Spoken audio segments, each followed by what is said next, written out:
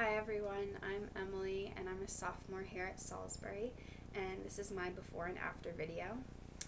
So I chose two words before the video to represent my life before I knew Christ and after, and honestly it was like really hard for me to just choose two because I feel like I was so many things before I knew him, and he's changing me into so many new and great things now, but the words I chose were bound and free. So before I knew Jesus, I just feel like I was definitely bound by morals and rules and just feeling like I had to be a good person to be a Christian, and that those being a good person and Christian were synonymous for one another. But it pretty much started because I grew up in a Christian family, and I grew up going to church, and I saw the way the Christian life looked, and so I tried to imitate that. Like I was moral, I wouldn't drink, I didn't watch bad movies, I listened to good music, and I believed that would get me by, and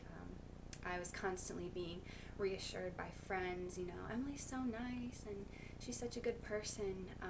and so that made me feel good, and so I just assumed that I was doing it right, but I never had a real relationship with Jesus. And my relationship with Jesus started when I got involved in a youth group in my sophomore year of high school, and the people who I met there were just so different and so loving and passionate about sharing God's love with other people, and I knew that something was different. I knew these weren't people just putting on an act and trying to be good like I was, but they knew something that I didn't know, or they had something that I didn't have. And so I began to pursue God more, and he really began to pursue me, and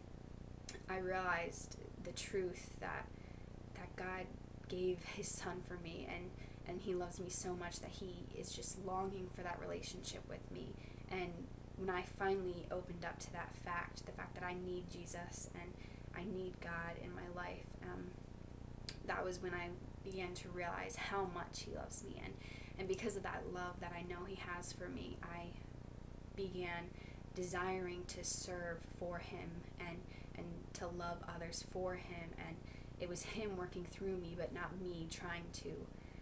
become worthy, but it was Christ in me that made me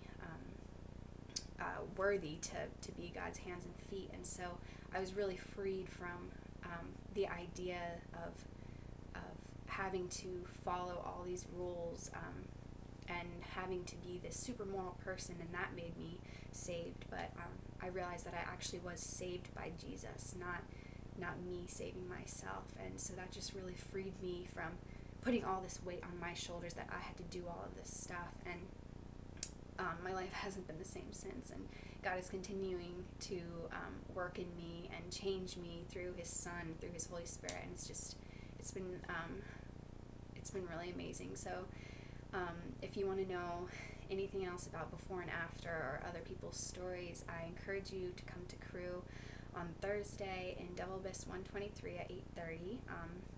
So I hope to see you there.